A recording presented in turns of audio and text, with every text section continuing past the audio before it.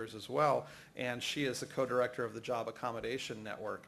And the Job Accommodation Network is at West Virginia University, is an absolutely wonderful resource. If you don't know about the Job Accommodation Network, just Google Jan and accommodations and you will get it. Jan and accommodations, you'll get everything you need to know about work disability. Dinah Cohen is also with us here. Dinah, thank you. Dinah Cohen is also here. She's the director of the Computer Electronic Accommodation Program at the Department of Defense. And that's a tiny little bit misleading because it's not just Department of Defense pieces as you think about traditional Department of Defense, but folks who work in a lot of different places. And they are really an outstanding resource on work accommodations and what you can do in technology and in other ways to accommodate people with disabilities. And I absolutely love what they're doing, and so she'll be able to talk a little bit more about that. Rejoining us is James Rodriguez, who's a director of government relations at BAE Systems, but the additional duty that he told me that he only took this job on condition of being able to keep doing was their Wounded Warrior program and the work on getting wounded warriors into employment at BAE. So I'm hopeful he can talk a little bit more about the disability-specific components of that. And then we have Daniel Sullivan, who's going to talk about some interesting pieces in ways that we don't traditionally think necessarily about disability and what some of those issues are, and we'll have an opportunity for question and answer. We're going to keep these presentations to about 6 minutes, give or take, to the extent that we can, and then we're going to go into question and answer. A little bit might be a little longer where we need it, might be a little bit shorter where we don't need it to go through this, but we want to be an interactive panel and be a resource to all of you as well. So I think you're primed from all of the presentations and all the talks that were here this morning to really engage. So Ann, I'm going to turn it over to you and ask you to answer the first question from the last panel. What is an ADA requirement and what is an ADA accommodation? Well, starting with an ADA requirement, if an employer has 15 or more employees, they're covered by that law, which is a lot of employers in our country.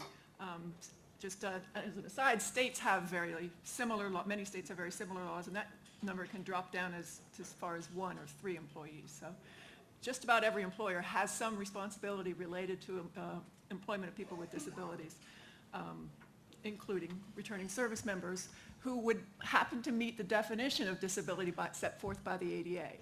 There is a separate definition. It is not a rating. There is not an extensive list of conditions. There was an amendment act in 2008 that really broadened the definition of disability. You have to be substantially limited in performing a major life activity, have a record of impairment, or be regarded as having an impairment. So you have to be able to present information, should your employer ask, about what your medical condition is and how you're limited because of it. The Amendments Act, I said, broadened the definition. There were some Supreme Court rulings that really kind of went against the original intention of the Americans with Disabilities Act. If you have a condition that goes into remission, good chance you could be covered based on the limitations you have when your condition is active. That's important for someone who may have PTSD. They're not technically in remission, but if they are not showing any type of limitation at that point in time, if they can present documentation that they have it, and how are they limited when it is active, they very well could be covered by the law. What did I miss? I think you got that exactly right, so thank you. Can you tell me just a little bit about the Job Accommodation Network and what you do? Certainly. JAN has been around we're going on 30 years now. We are funded through the Office of Disability Employment Policy. They're part of the Department of Labor. We're a national service, a free service, your tax dollars at work. What we do is provide information about accommodation options of all types, whether it's some type of equipment that could be used in the workplace, whether it's a different method of approaching a task, flexible scheduling, all different kinds of things related to accommodation. And we do it on a case-by-case basis through telephone consultation, through internet chat. We started a text service not too long ago that I can't believe people are using, but they are. And it's all things accommodation. It's not just talking about what the accommodation may be. More importantly, I think we educate both employers and individuals who have health conditions about how to discuss their need for an accommodation in the workplace, even if there is one. Sometimes we determine, like the gentleman in the back, I have a health condition, but I don't really need accommodation. And sometimes it's just convincing the employer that that really can be the case. We also get into the technical aspects of the ADA and how the ADA might come into play in their situation, How, if I'm the employer, do I approach an individual that I think might need an accommodation? And how, if I'm the individual, do I approach an employer during that interview, once I'm hired, about what my accommodation need may be and why I think this employer should give it to me. So the strength of what we do is educate individuals and employers about responsibilities and rights and the accommodation itself. Okay, anybody have any questions specifically for Ann at this point? Anything that you need a further elaboration on? Okay, terrific. So, Dinah.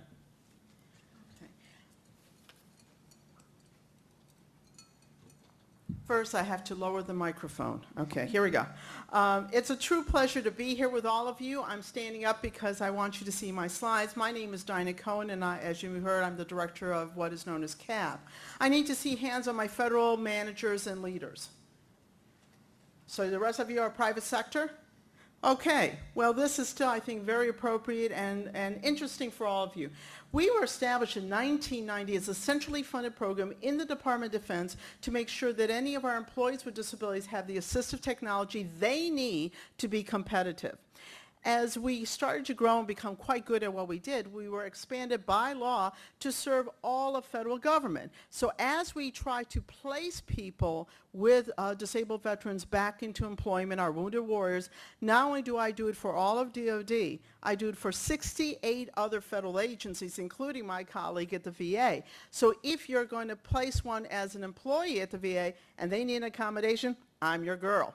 So we changed the law to make it possible for me to serve the rest of the federal government. The very first time President Bush came to the Pentagon as our commander-in-chief was to see me, was to see the assistive technology for employees with disabilities. And that was June 19, 2001.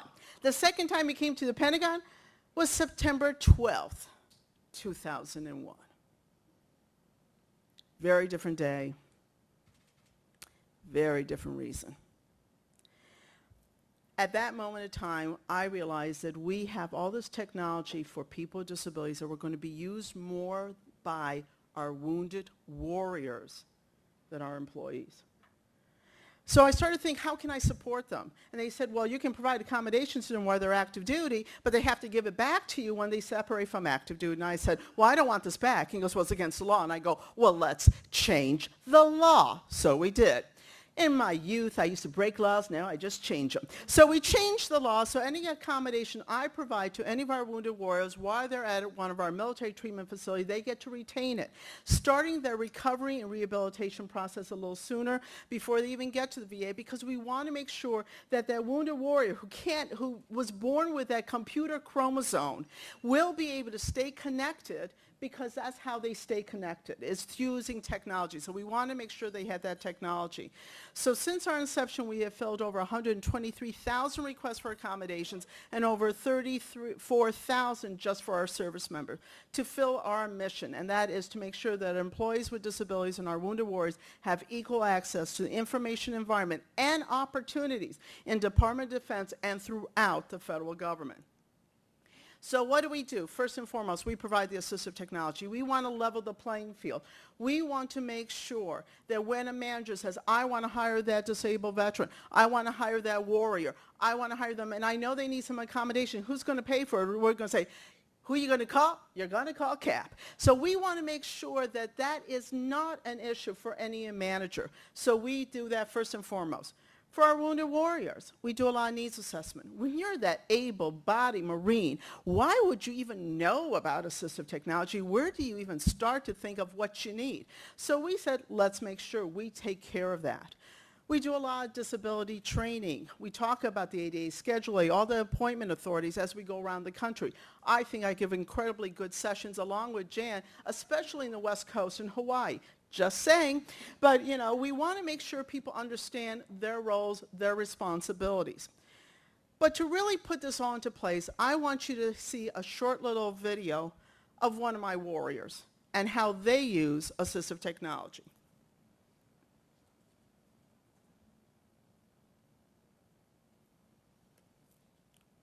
Welcome to CAP's interview with Matthew Staten, Staff Assistant to the Secretary of the Army.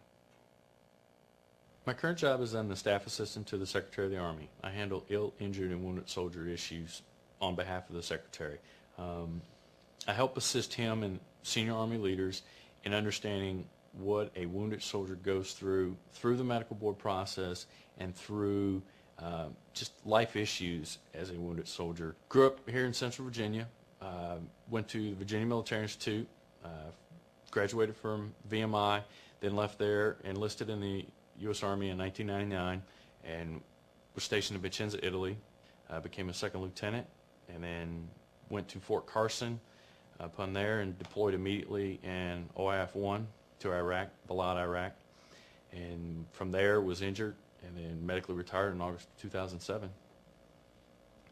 I have multiple blast exposures with mild traumatic brain injury and PTSD from those events.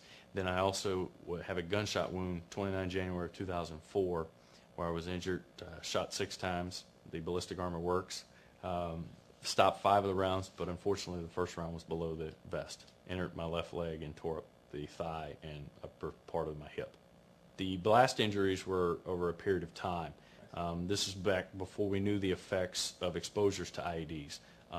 Some of those blasts were controlled blasts where we found the IEDs and we were detonating them, but some of them were detonated on my vehicle.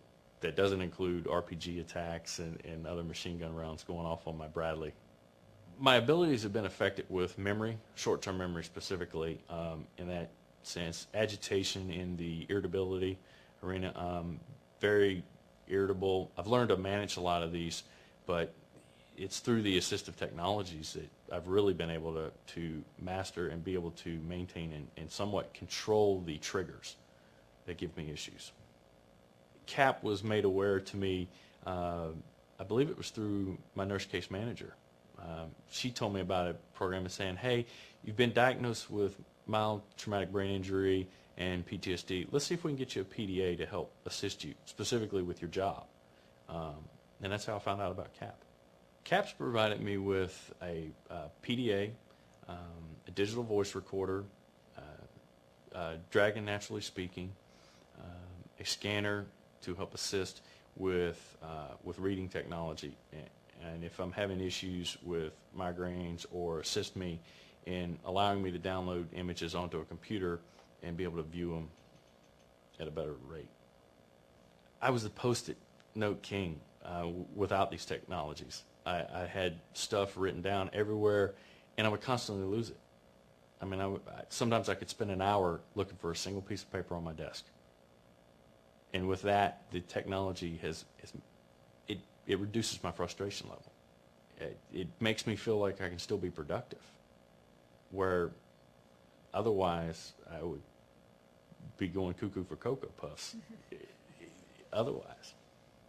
My most positive experience with CAP has been the sense that I'm now a productive individual. These devices that have been provided give me the opportunity to continue to serve, but yet at the same time help me get past the residual effects of my injuries. To learn more about how assistive technology helps people succeed in the workplace, visit Go back to the slides. He kind of said it all. When you look at the kind of technology we provide it in 4 different kind of categories dealing with dexterity, vision, hearing, cognitive. And what he says is it doesn't matter what category I fall into, the blending of the technologies is what he benefited from. We spent a lot of time doing those needs assessments. We realized that the technology for someone with a dexterity disability, like he said, voice recognition, is really very valuable for someone who may have a cognitive issue because of the frustration. I may really know what I want to say, but it's hard for me to write it down because it's just, I don't know, there's a connection now that just doesn't work quite as well. So we took a lot of the technologies from our level of expertise working with a wide variety of people with disabilities and put that category of technologies together to support math. We have all this technology at our technology center at the Pentagon, which is across from the Hall of Heroes, I think, which is extremely appropriate. And I encourage any of you who are in Washington, D.C. or come down the next time to make an appointment to visit our assistive technology because it really puts everything into perspective. Our website. We have a great website that puts a lot of this, so if someone wants to put in their CAP request, they can do it directly online. Those who want to browse a different technology solution can do it. I made sure that as I get older, I like things really simple, so my website is cap.mil. I mean, I try to get it to as fewest letters as possible. We are on Facebook, so I'm asking you, be my friend, sign up. We tweet because I have a lot of young people for me. But the thing that I also think was really important is that we had a CAP app because we know our population is very mobile. The last thing I want to say when I talk to Matt, and we talk about retention, I heard that a couple times. When I gave a presentation last year at a national conference with Matt, someone asked me, what was the most important accommodation you got to stay in your job? You know, obviously he has the credentials, he's got great work history, you know, He said, telework. The reason we're not doing a better job of retaining them is because we don't always offer that disabled veteran, that wounded warrior, the flexibility. For him, there are days that coming into the office ain't so great, but he can work. So if he can stay home that morning and do it from home, you're going to keep him. If you don't provide that flexibility to our wounded warriors, chances are that you're probably one of your biggest challenges when it comes to retention. So I'm just thrilled to be here, and I'll be here to answer questions, but I challenge all of you to join me as we welcome home our soldiers, our sailors, our airmen, our Marines. Thank you.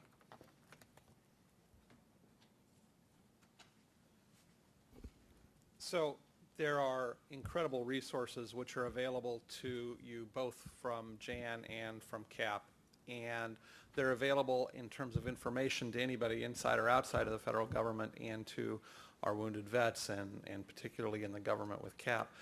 I would encourage you to make use of these, and I see that they have pamphlets here. Please, please come up and take these and work with your colleagues in HR and in other places.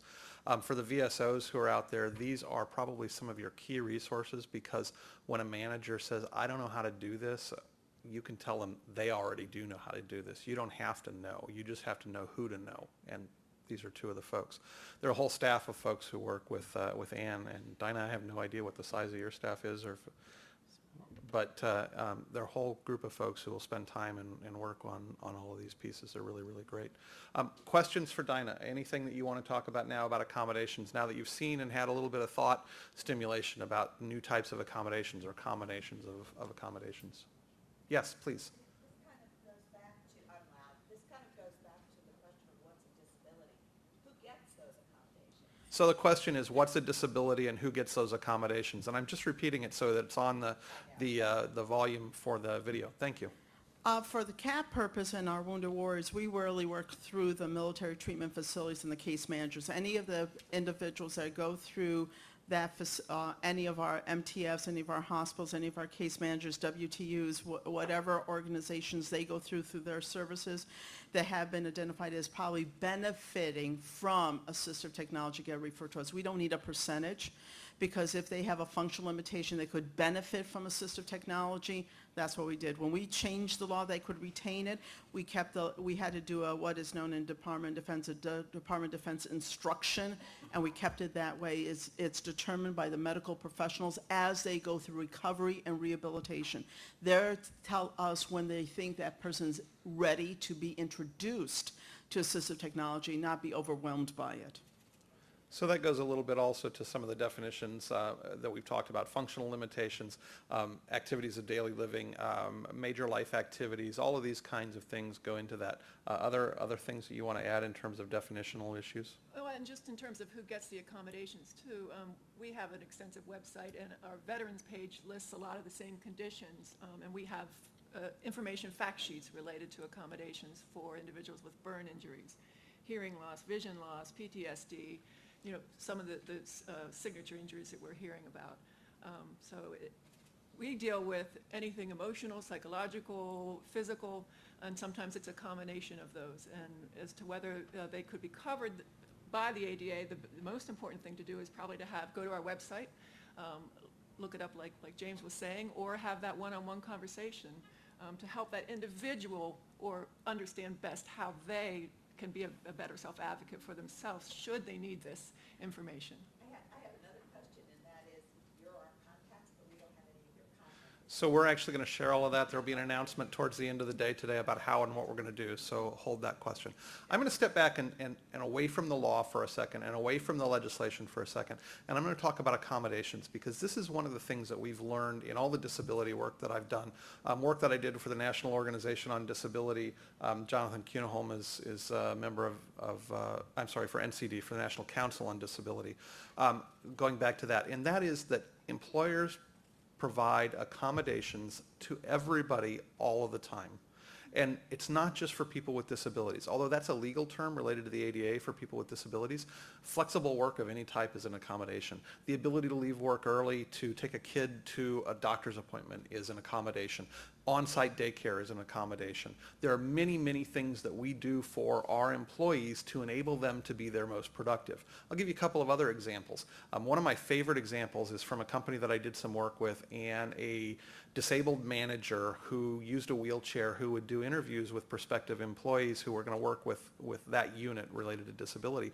And one of the questions he would ask somebody when they came into their office to his desk where he was sitting in a wheelchair and there were no other chairs is, why didn't you bring your own chair? I did. And that's the kind of thing and the kind of thinking that I think can lead to that. Same person, another manager in that sort of an organization said, oh, my office is dark because I'm blind. I don't need any lights. Why didn't you bring your own light? That's the same kind of thing that we're talking about when you're talking about accommodations and the things that you're doing for flexible employment purposes. What are you going to provide to get your best work out of your employees? Are you going to provide a mobile phone because that's going to give you your best opportunity to stay connected? Yeah, you're going to do that. Are you going to provide a 24-inch monitor to some of your employees and a 30-inch monitor to some of your employees, particularly your graphic designers? Maybe they're going to use the 30-inch monitor.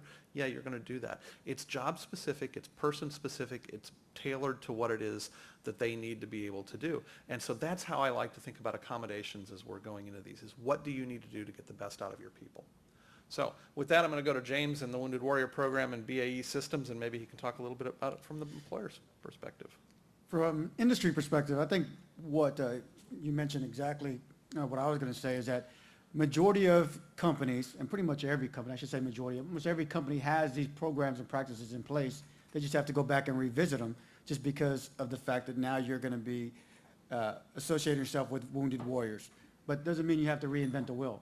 You have to go back to policies and see how they are going to actually fit into what you're going to do for your wounded warriors. Simple things we were doing already in our business when we created the War Integration Program didn't need to be reinvented. We had them in place. We just had to learn how to utilize them for our wounded warrior population. So part of that was the education.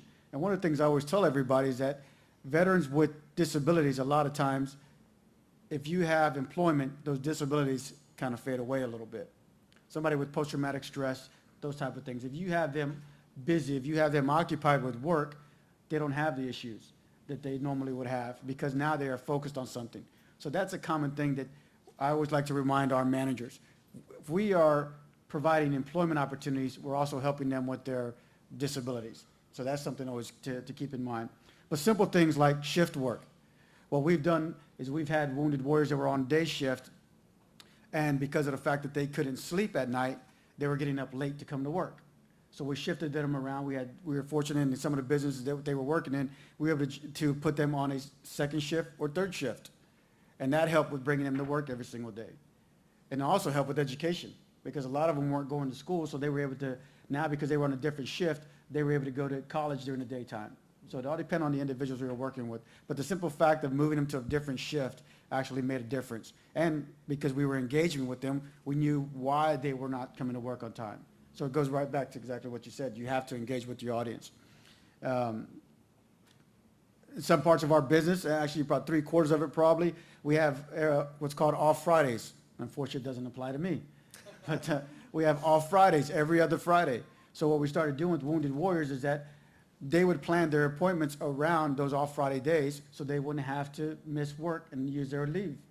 Those type of things. And if we had to accommodate them based off of the Fridays that they had to go to appointments, we worked around that schedule as well. So our managers were very flexible about it because of the fact that we did the education of our managers out front.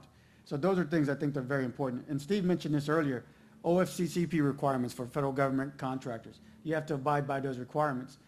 One thing that we were doing already, we just actually paid more attention to them once we created our War Integration Program in the sense of what we were doing for our veterans and wounded warriors. And we started reporting more effectively what was working, what wasn't working, what could we do more within our business to help our veterans and wounded warriors.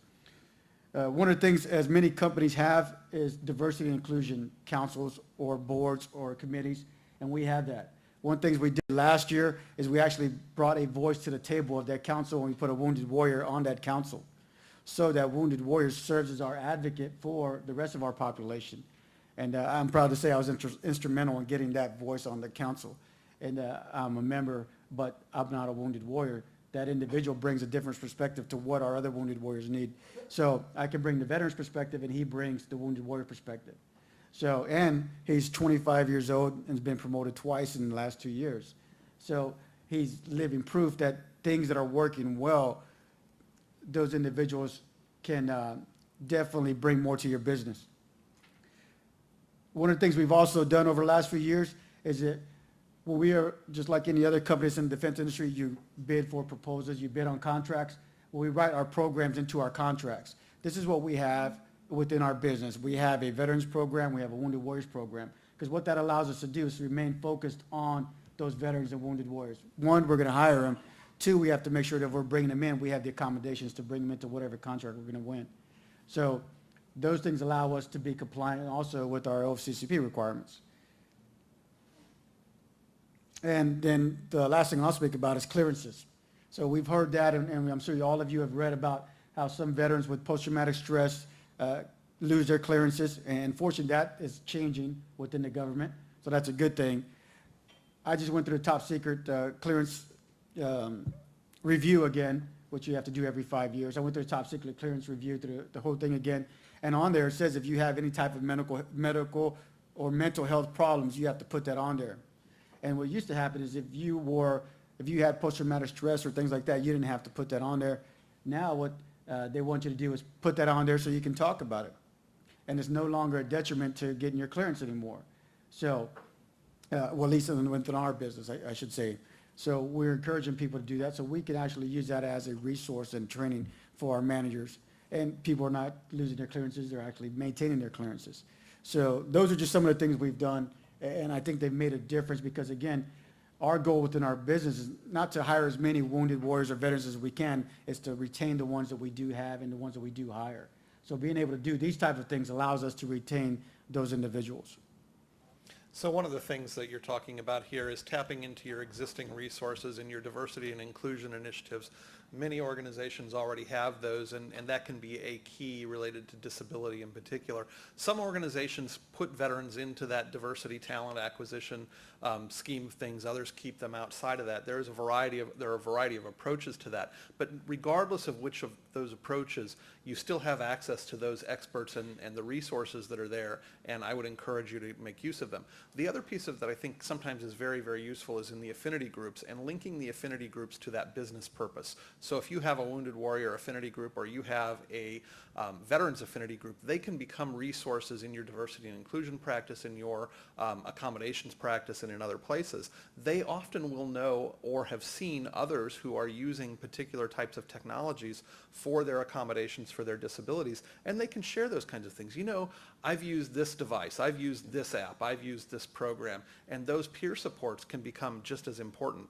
They also can become very important related to continued use of those accommodations, because one of the challenges with improper accommodations or improper training is discontinued use. So those peer supports where it's okay to use a PDA may make a difference in terms of continued usage and then retention. Those things can make a big difference. I'll add something to that. We actually have, it's called a Veterans Networking SharePoint site internally within BAE Systems, and it actually serves that purpose. So we have veterans all across the country that are logged on to this Veterans Networking Share site, and they share things. Originally, it was just a community service outreach, basically to let veterans know what type of community service we were doing within the industry for veterans, and it wound up being a connection where people were sharing doctors' names and information based off of the disabilities that they had. Yep. So they were able to say, go to this doctor in Kentucky if you have this type of thing. And they were sharing information that was obviously vetted, but it wound up working out to our benefit because of the fact that they're willing to share information amongst veterans. The beauty of that is that you have to have access to that site. So you have to request permission to be on that site. So that permission actually comes to me. So we get to know who are the veterans, who are not. So we allow them access, so that way we know what information is getting shared. It's not an advertisement resource whatsoever. It's a veterans networking site within our business, and it's worked wonders. So we have veterans doing outreach. We have veterans talking about medical. We have veterans talking about prosthetics, anything that you can think of that they share internally. Incredible resources. Questions or comments for James? Anything that you want to know about what they're doing? Okay. So I'm going to go on to Daniel Sullivan now, who's going to talk about things that are a little bit different than maybe what we've traditionally thought of in this area, but are very important, and particularly given the past couple of wars and some changes in VA policy related to environmental exposures and other things like that. Daniel, go ahead. Thanks very much. My name is Dan Sullivan. I'm president of the Sergeant Thomas Joseph Sullivan Center, and I'm going to right now try to share some very complicated information with you that took about 4 years to put together in the space of about 5 minutes. So I hope I'll do a good job of that. And I'm glad to have this opportunity to share this information to you because it's personally meaningful as well as professionally meaningful. To me. The Sergeant Thomas Joseph Sullivan Center is a nonprofit organization named in memory of Sergeant Thomas Joseph Sullivan, who was my brother. He was a Marine who served in Iraq in 2004. He returned with weird illnesses that affected his lung, heart, musculoskeletal, and gastrointestinal systems.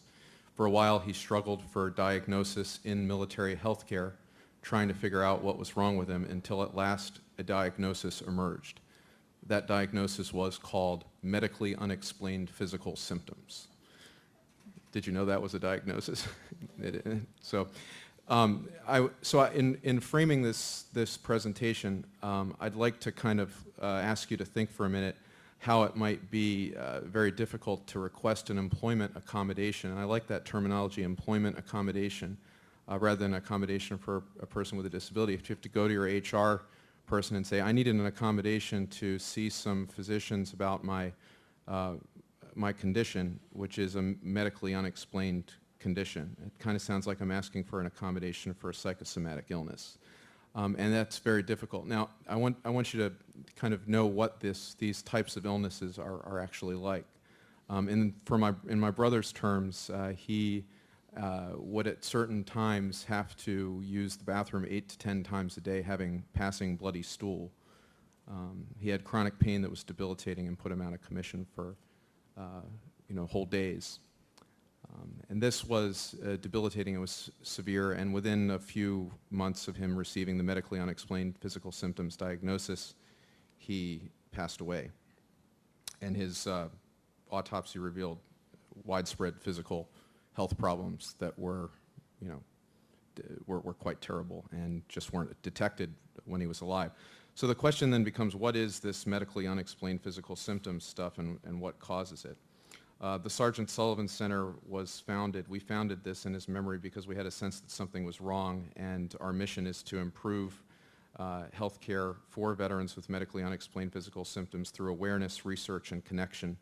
Awareness being what I'm doing right now to share a little bit, starting with an individual story, and then I'll get into a little bit of the science behind it in just a second.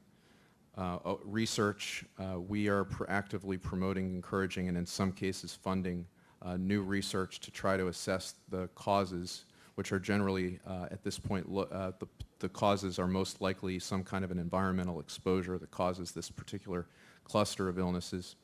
And then connection, and actually connection is one of the most important features of our mission, and it's sort of what's happening here today. It's part of Woodruff's mission as well, which is connecting various people involved in post-deployment issues and making sure we each have information about what we're all doing so we can make sure that people don't fall through the cracks.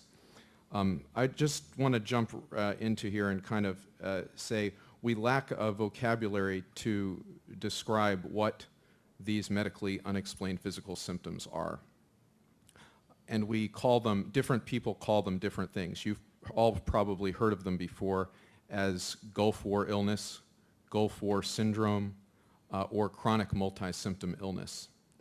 The Institute of Medicine published a report earlier this year defining chronic multi-symptom illness as the presence of a spectrum of chronic symptoms experienced for 6 months or longer in at least 2 of 6 categories: fatigue, mood, cognition, musculoskeletal, gastrointestinal, respiratory, neurologic, all of which may overlap but are not fully captured by any known syndromes or other diagnoses. So these illnesses have been impacting service members since at least 1991, and at this point there is no known explanation for what causes them, though there is emerging research going on that is beginning to prove fairly conclusively that these illnesses are not psychosomatic or stress-induced, but they're actually caused probably by exposures, but can be detected by emerging medical tests. For example, some doctors in Georgetown recently, I think within the last 2 months, published a study which conclusively, after so many years of debate, demonstrated that you can do a brain scan on Gulf War veterans and detect an abnormality in the center of the brain that is related to pain and mood. So there's something going on that's physical that's impacting a lot of people. And I think what we need is we need to figure out a way to talk about these illnesses in a way that an individual who has them doesn't feel disempowered by having them, and find a way to look at them in terms of perhaps an exposure injury or a particular a price paid as part of service that they can now be honored for rather than kind of set aside. And just one last thing, I'm probably rambling a little bit here. One last thing I wanted to bring your attention to was that, let's see, I'm sorry. The number of people that are impacted by this particular cluster of symptoms. The current estimate is that that from the Gulf War, about 250,000 people who served in the Gulf War I and III are impacted by this particular condition, chronic multi-symptom illness or Gulf War illness. The estimates that are coming out of the VA and the DoD right now suggest that about the same percentage of people are going to be impacted from the post-9/11 wars. So that could be as many as 800,000 people who have developed or are going to develop a cluster of medically complicated symptoms for which we currently don't have sufficient supportive services and educational materials. So what I hope you can take from what I said today, which I feel was somewhat incoherent, and I apologize for that. I think I needed to have one more cup of coffee before talking, is that we need to help service members and veterans develop a language that they can use to explain these illnesses in terms that society can understand and their employers can understand.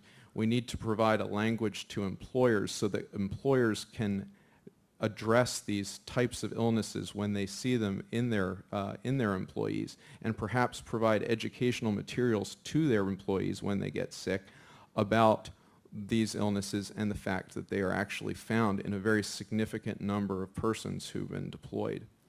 And we need to include in all materials that address traumatic brain injury and post-traumatic stress, two very important injuries that are being right now, we're beginning to address them. All materials that address these should also address this third category of illness, which for lack of better terms today I will call exposure injury. And I thank you for listening to me. And if you would like to see any of the information on which I'm basing my presentation and statements today, please either email me or go to our website, which is www.sergeantsullivancenter.org, where we strive to put we strive to put the research up on our website so that it's available to service members, to DoD healthcare providers who may not have it, VA healthcare providers who may not have it, and private healthcare providers who may not have it. Thank you very much. Daniel, thank you for that. I appreciate it. One of the things here, to bring it directly related to the accommodation piece, is that there are a variety of disabilities that have not been traditionally well understood by business and industry and employers, including invisible or hidden disabilities, mental illness in particular, oftentimes things like chronic fatigue syndrome and others, which were not at the time and have not maybe still been well understood. But interestingly, I do think that there are a lot of accommodation practices in place for the kinds of needs that people who have these symptoms and diagnosis, misdiagnosis, or undiagnosed illnesses can access. And I'm going to ask Ann and Dinah to talk just a moment about those. What kinds of accommodations are available to people who find themselves without really firm understandings of what the disabilities are, but do understand what the work limitations are? I'll go first.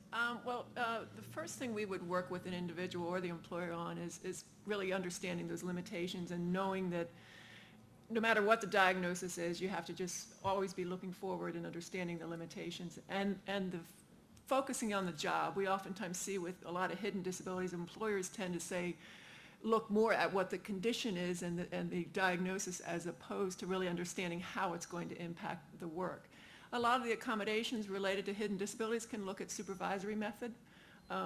Let's say you have a supervisor who's used to just firing off emails every time they think that this person needs to know something, and for some people with cognitive or psychiatric limitations, that can be a very difficult way for them to work.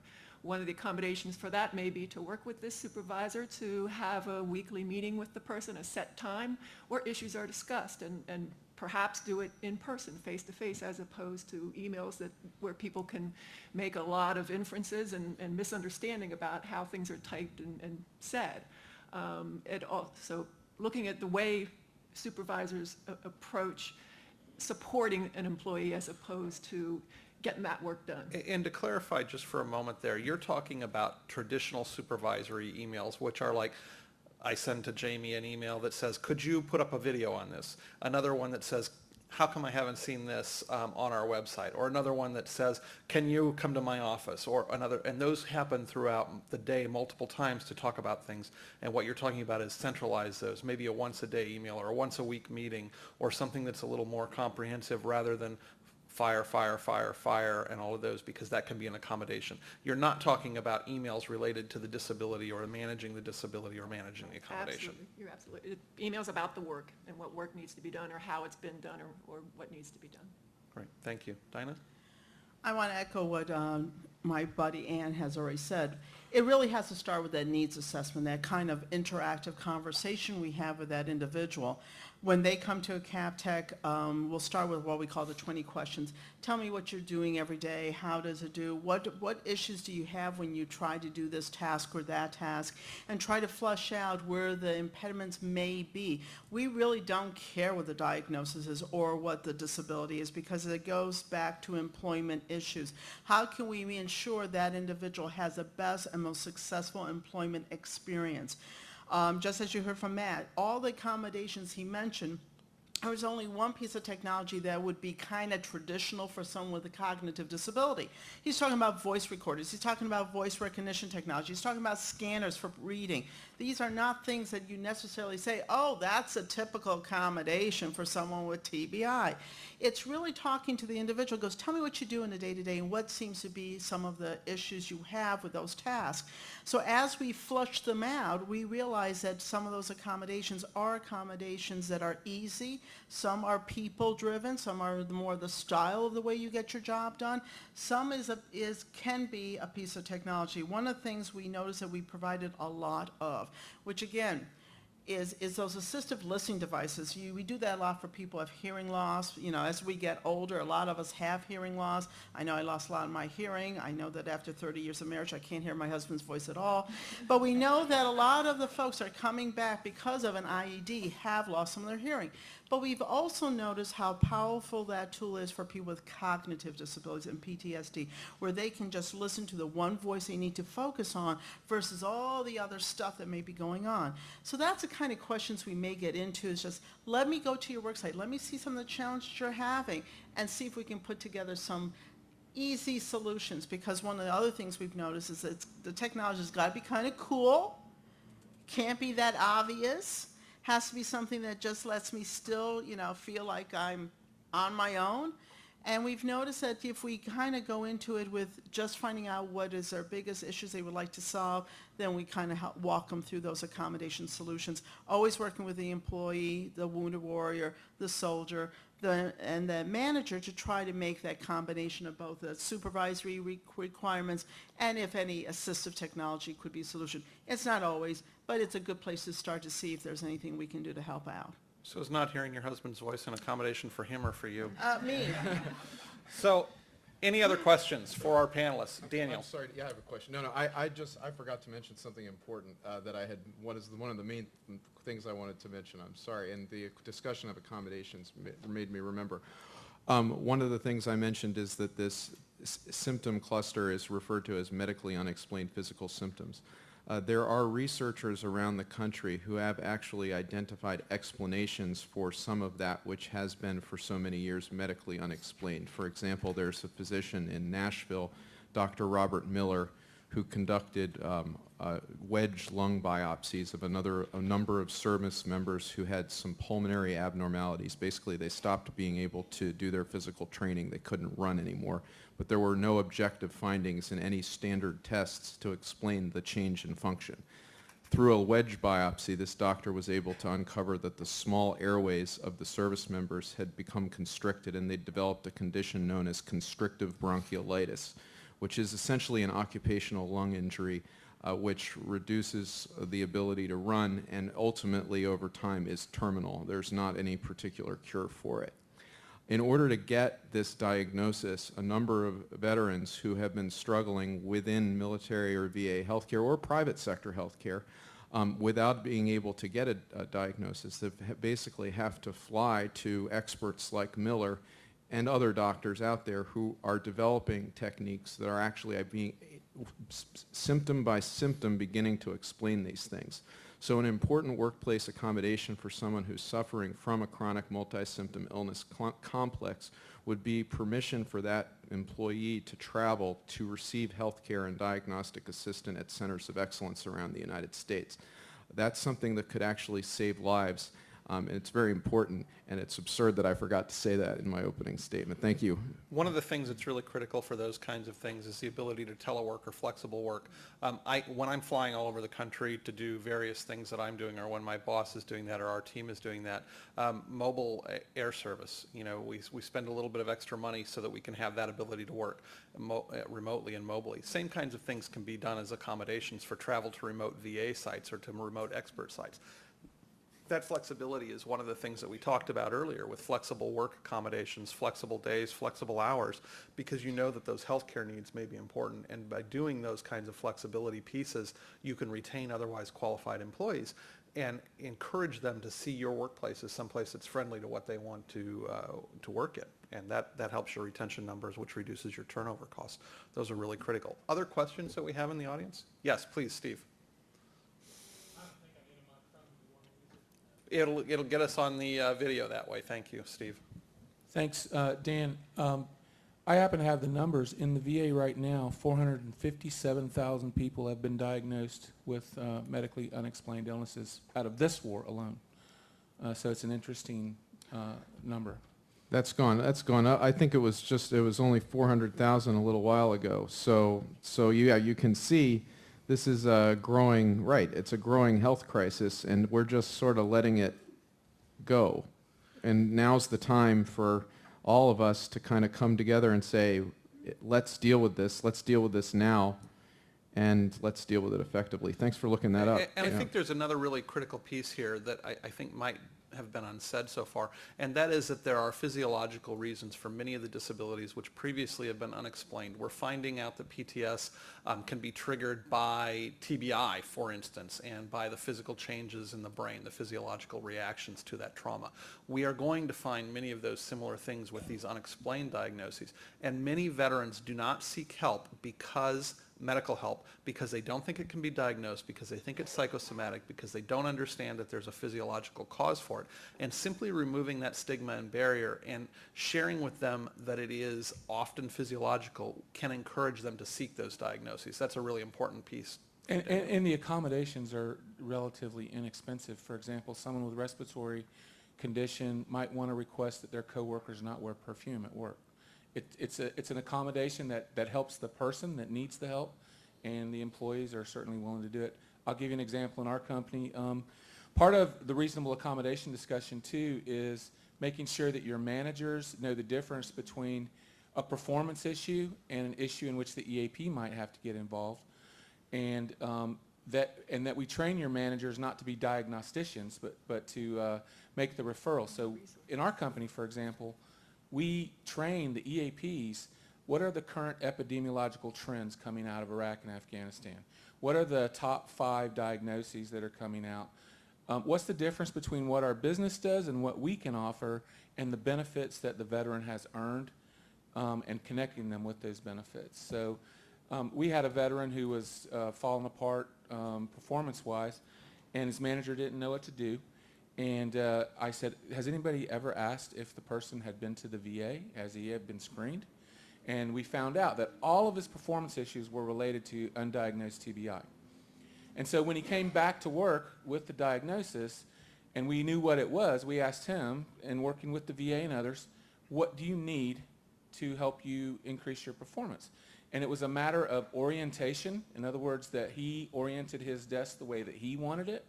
It was a matter of putting up a rear view mirror so nobody could sneak up on him.